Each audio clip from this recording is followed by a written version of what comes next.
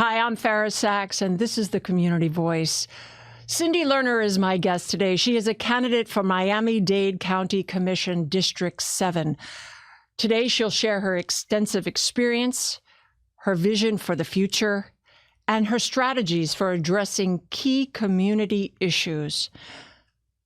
Former mayor, I'm into this presidential thing, former mayor of Pinecrest, Cindy Lerner. Thank you so much for joining me. Thank you for you're me. So you're a 40-year resident of our community and of Pinecrest and District 7, no less. Can you share with us and our audience a little bit about your journey and what motivated you to continue in public service and with your various experiences within the community?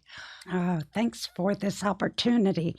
So my career as an attorney representing abused and neglected children in Dade County Juvenile Court through the Guardian Ad Litem program was what first inspired me to get involved in policy decisions and budgetary decisions. I saw how poorly the child welfare system, judicial, educational systems were not meeting the needs of very fragile children and families.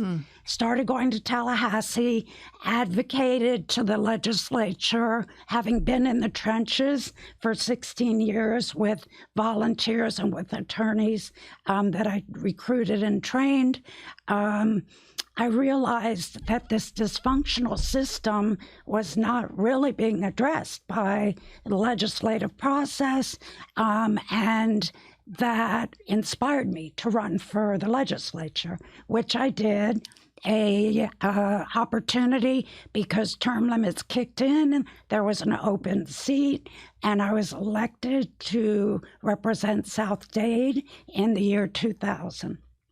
A great experience, learning statewide issues, being an advocate for not just South Dade, but for all of the needs that we have in Dade County, became a springboard for then getting involved at the local level. I was asked and encouraged by Pinecrest neighbors to run for mayor, and eventually I was convinced that there was a groundswell of support. I ran in 2008, was elected, and I describe it as 8 glorious years. I don't know what elected officials will typically say their experience was glorious. It was for me, and it was for Pinecrest. It was 8 years. Yes. Kudos to you. Thank you. What were some of those significant accomplishments when you were mayor that you might want to, maybe the community here doesn't know, and the lasting impact that you had on Pinecrest? A lot of opportunity because Pinecrest was still a fledgling municipality. I was the 3rd mayor, so 12 years as a municipality, lots to be done. We did not have a strategic plan as a municipality. That was the first step to engage the residents in planning for the future, which we did. The village had purchased the parrot jungle years before, but had not really built it out to what it could be. And so I am very proud of what we did during my administration to take the Banyan Bowl that still had wood chips on the ground from the bird shows and create a cultural arts venue, a real asset to the community. We put in a stage, a sound system, lighting, seating, and people just adore coming to the jazz series and the wonderful things going on there. I created a transit circulator program in Pinecrest because, yes, we do have traffic congestion in Pinecrest. Do you think? Yes.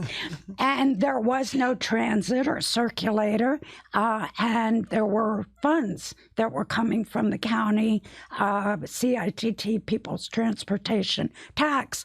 So we developed a transit system. It still exists. And I am most proud of having created a climate action plan for Pinecrest. I think I was the first mayor in the county to do so. I was president of the Miami-Dade League of Cities. And so the year I was president, I looked at the 34 cities in the county and realized there was no collaboration, coordination among the cities with each other or with the county.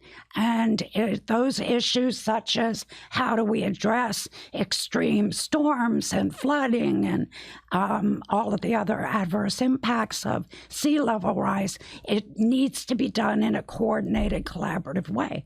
And that's what inspired me to run for county commission. And as county commissioner, District 7, that is a huge, huge amount of miles. Tell me what the jurisdiction is, where the little parameters are, where we begin, where we end. Okay. What cities? We have a board here. I brought my handy dandy map of District 7. I have a smaller version I take everywhere I go. I know you traveled light. I mean, most people use a little suitcase. You just walked in with your little stuff. With my district. I adore this district. It is broad and has many individual issues and concerns that they desperately desire the county to collaborate with them and address.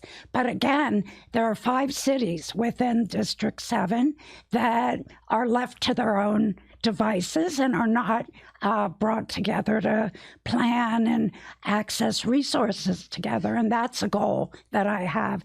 So it starts at Key Biscayne and goes from Key Biscayne all the way through Coconut Grove in the city of Miami, Coral Gables, South Miami, Pinecrest, and then a large swath of Kendall from Dadeland all the way out to Colusa.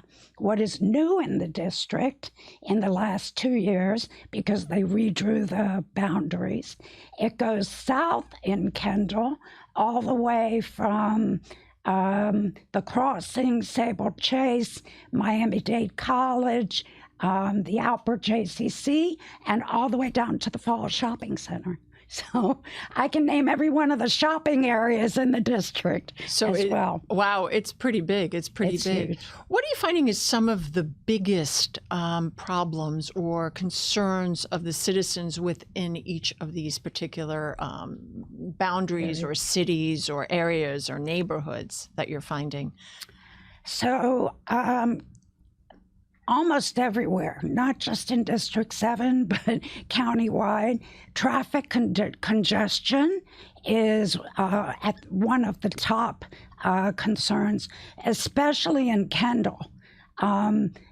There is much in the way of housing, expansion, development, new apartments everywhere you look. But I understand that it brings congestion. And that brings congestion. And I just hear so much of affordable housing.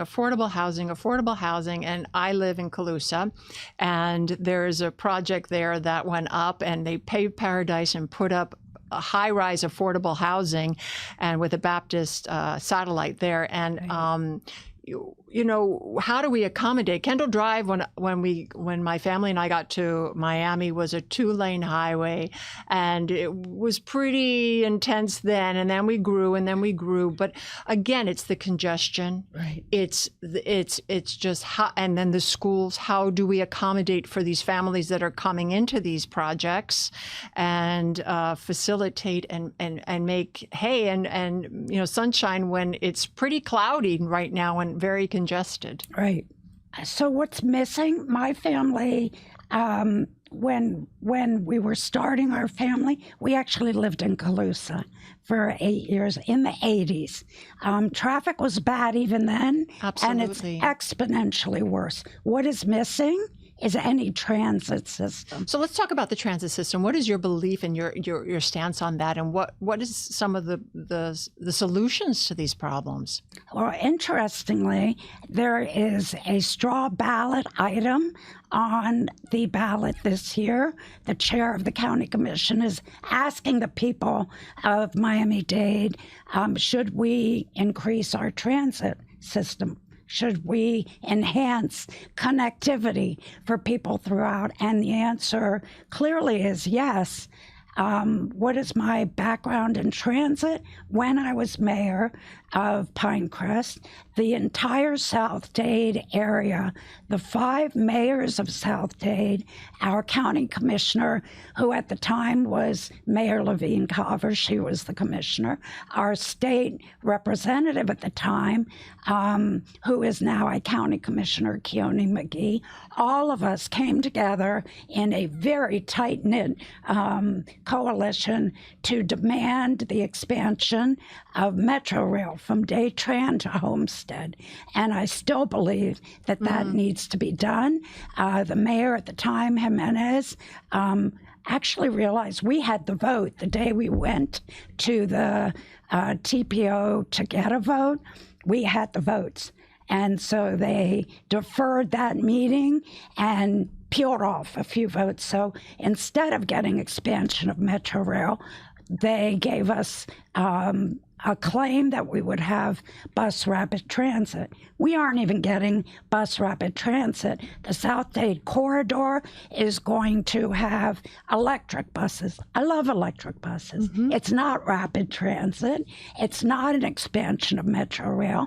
There's no extension of transit, whether it's a rail, a light rail, or even a transit corridor out west to Kendall or to FIU. We are missing the connectivity that we desperately need, and I will be a strong proponent to assure that we get the resources and devote them where they need to go. Absolutely. Thank you for that. FPL and climate change. Given the pressing concern about climate change, particularly in South Florida, how do you plan to address the environmental issues, such as the relationship with FPL and promoting sustainable practices in our community? Right. So I also, while I was mayor, joined the National League of Cities Energy Environment Committee, eventually became the chair, learned throughout the country what best practices were in terms of energy. And renewable energy is a necessary economic driver for all of Florida. So I walked the talk and put solar on my roof back in 2014 when it was probably 3 times more expensive. I have added solar since then. I have added power walls since then, and I drive an electric car. So my energy predominantly comes from the sun, from solar. And I've been a huge advocate. That's an issue we have to continue to fight at the legislative level because monopolies like Florida Power and Light, who keep raising our rates several times a year, have control over whether we are able to expand solar or not. The market for solar is huge. I believe it could be and should be an economic driver for South Florida, especially Dade County. We should be the solar manufacturing center for the whole Caribbean. There is tremendous opportunity there. And the best part of that is my electric bill every month varies between $40 to $50 all the way down to getting a credit each month, depending on how strongly the sun is shining. But you got to find out, like, what do you set your air conditioning to? I do. When I need to turn that air down, it is comfortable. I don't have to scrimp on use of energy at all. And very serious now is like handling the challenges, because in District 7 you have the upcoming election on August 20th. So let's talk about some of the attack that's been going on other campaigns and how you're dealing with that, because it's a divisive time right now, in not only in our little bubble of the county, but in the world, but locally. How are you handling it? Because you have to have tough. You have to be tough. You have to have strong shoulders, strong back. Put on your Batman gear and protect yourself. But what's going on? Right. Yes, I have a strength of character and reputation that I am not going to allow to be diminished by my opponent. Let's just talk about that. What are some of the attacks? And let's talk your truth of what happened and how you're dealing. Like, some of the attacks are. So I get them in the mail. Aren't you a lucky girl? Which is really, it's really outrageous that an incumbent who should have a record that she is proud to run on, the votes that she's taken, the assets she's brought to the community, and instead... This is what bigotry and intolerance looks like. Right. What's that Calling about? me a bigot when I've been endorsed by Quality Florida, SAVE, the Southern Poverty Law Center Action Fund, which all of these organizations, their sole goal is to address inequality and bigotry and hatred. And she's throwing hate around, trying to diminish me, which to me sounds like she's very threatened. Cindy Lerner's bigoted and attacks are offensive and wrong. There we go, another one. And here we go. Attacks prove she's a bigot and a bully. Are you a bully? I have never been a bully. Have you been a bully in high school? No. Did you bully your dog?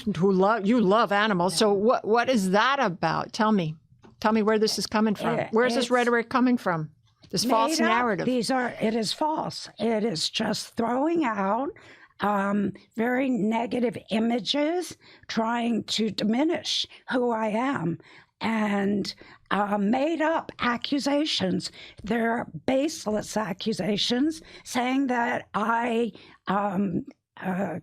accused her of being a single mother. Like, where was that ever said? Show me where I ever said anything about her being a single mother. That I accuse her of corrupt practices because of her heritage. I accuse her of corrupt practices because of her votes, and because her votes are linked to significantly large donations that go to her political committee, over $1.6 million at this point in the past 4 years, $1.6 million of special interest money. And when you look at the donors and then you look at certain votes, like the urban development boundary that she was the deciding vote to extend, she got $10,000 donation. How would you have voted for that? Tell our audience a little bit about that vote and what that encompassed. Okay. Miami-Dade County has long created a boundary beyond which development must not go. That was in the 80s. Development must not go there because, number one, it would interfere with the very fragile wetlands that are going into Everglades restoration. And where are those locations? In South Dade, further south than south of the Homestead, Florida City area, a lot of the agricultural area. A lot of it is designated for Everglades restoration to be purchased in the future. Our aquifer requires that there is freshwater flow all the way down to the Florida Bay. And by voting to expand the urban development boundary, it would contaminate and blockade any freshwater flow in the future. But she got paid for it. That was probably the single worst vote. But most recently, in July, she voted on July 8th to allow the opportunity in the northern part, also fragile land, in the northern part of the county, for the proposed American Dream Mall. When the county commission voted to permit the building of that mall in the future, they attached to it a requirement that no county funds, no public tax dollars be used to build the infrastructure that would be required. That would be the developer that would have to do that. Well, guess what? Money started flowing into her account, and she was two donations totaling $12,000 for her vote to say, all right, we'll consider using public tax dollars to build infrastructure when there's not even a plan that's been submitted. Warning from the mayor that we should not be opening the door again. So that kind of vote, the urban development boundary vote, even in Calusa, when she was first elected, she voted to allow the change in zoning to allow on the golf course where you had a covenant originally not to allow development there. And right before the election, the commission allowed the elimination of the covenant. Why? Because the developer went around and bought up approval to eliminate the covenant. But the first vote Raquel took was to allow the developer to build 550 homes with no negotiation. The Save Calusa group had been begging both of us, because we were both running, to reduce the size of the development, allow more green space and large park space. She just handed it over on a silver platter. And what would you have done? I would have refused to allow the vote until the community was heard, those concerns were addressed, and the size and density of that development was significantly decreased. Well, they ended up, even though the vote was taken and passed, they went to court. Save Calusa was successful. It will have to come back again. And I will vote against that size development. Since that time, the Save Calusa group, along with help from Tropical Audubon Society, which I connected them with, were able to document that there is a nesting area there, exquisite nesting area, has been formally declared a rookery by Mayor Levine Cava since that vote. It was in the last 2 years. And now that rookery has got to be planned around. If I had my druthers, I would find a way for the county to purchase that entire golf course property and make it a regional park. There is no regional park in West Kendall. One other thing I will do that has not been done is open a district commission office in West Kendall, because they have no access. You have no access to local government in West Kendall. The request for addressing traffic and congestion, filling potholes, simple government responsibilities, Absolutely. She's not addressing. And throughout the district, what else is needed, do you think, in the time that we have left? Some of the final thoughts that you would like your constituents that are voting on August 20th to know what your plans are, what your commitment is to the community regarding these issues and bigger issues for the future, what you see for the future for our wonderful, glorious community in District 7 and beyond. So there are several areas that are either specific to a part of the district, such as Key Biscayne has been desperate for the rebuilding of the Bear Cut Bridge. They were warned, the county was warned that with a Category 2 hurricane, it would crumble. And the county has not moved forward. There was a decision by Mayor Levine Cava to put the plan together and move it forward and address the funding. This commissioner has not done anything to move it forward. Traffic congestion in Key Biscayne, being an advocate for the people of Key Biscayne when they are imposed upon by the city of Miami. There's no effort to fight for the people of Key Biscayne to protect them from the events and the congestion. And then throughout the rest of the district, sewer system, many of us are still on septic. I'm on septic. What community? I was going to say, what communities are affected by this? Many communities, Coconut Grove, parts of Coral Gables, almost all of Pinecrest, and even in Kendall. There are septic systems that are failing. There are no How old sewer are they? lines. How old are they? These septic systems can be 40 years or plus. And what's the lifetime of these things? Well, it depends on the underground water level and the whether there's ever been a new home built or not. New homes in Pinecrest are still built with septic tanks because they're a new form of septic tank, but it's still septic. Why? Because the county has not address the sewer line expansion that is required.